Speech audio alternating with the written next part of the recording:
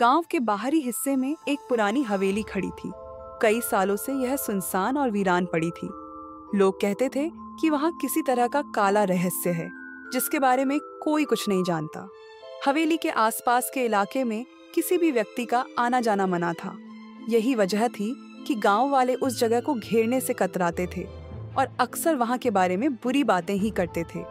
एक दिन गांव में एक नया परिवार आया। उनके साथ एक युवक अरविंद भी था जो हमेशा विज्ञान और रहस्यों में रुचि रखने वाला था। अरविंद को हवेली के बारे में सुनी कहानियां और अजीब घटनाएं बहुत आकर्षित करती थीं। वह सोचता था कि कहीं न कहीं यह सब अफवाह हो सकती है और वह तय करता है कि वह इस रहस्य को हल करेगा। अरविंद ने एक रात हवेली का दौरा करने का निश्चय किया। रात का समय था और चांद की हल्की रोशनी हवेली पर पड़ रही थी। हवेली के दरवाजे में जंग लगी हुई थी और दीवारें हर जगह दरारों से भरी हुई थीं। जैसे ही वह अंदर गया, हवा की अजीब सी गंध आई। हवेली के भीतर अंदर घूमते हुए उसे एक कमरा मिला जिसमें पुराने पियानो और कई किताबें रखी हुई थीं।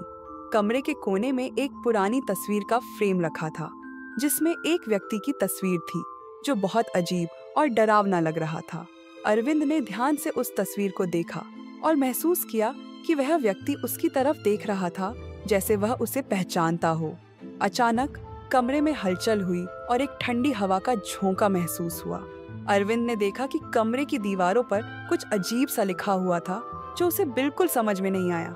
जैसे ही उसने उस भाषा को समझने की कोशिश की, कमरे की लाइटें मद्दम होने लगीं और हवा में अजीब सी आवाजें गूंजने लगीं। अरविंद डर के बजाय उत्सुक हो गया और उन शब्दों का पीछा किया। वह कमरे के एक छोटे से दरवाजे के पास पहुंचा जो एक अंधेरे रास्ते की ओर जाता था। जैसे ही वह अंदर गया, एक रहस्यमयी आवाज सुनाई दी। वह आवाज कह रही थी, तुमने यहाँ तक पहुँचने की हिम्मत दिखाई है, लेकिन तुम्हारी जिज्ञासा तुम्हें वहां तक नहीं पहुँचने देगी। अरविंद समझ गया कि हवेली में कुछ गहरे और खतरनाक रहस्य छिपे हुए हैं। वह वापस पलटा, लेकिन जैसे ही वह बाहर जाने लगा, वह अचानक एक भयानक दृश्य से घिर गया। तस्वीर में खड़ा व्यक्ति उसके सामने था और उसकी आंखों में आग की तरह जलती हुई नजरें थीं।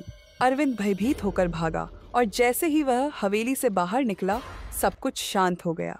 अरविंद ने गांव वालों को वह सब बताया, लेकिन किसी ने भी उसकी बातों पर विश्वास नहीं किया।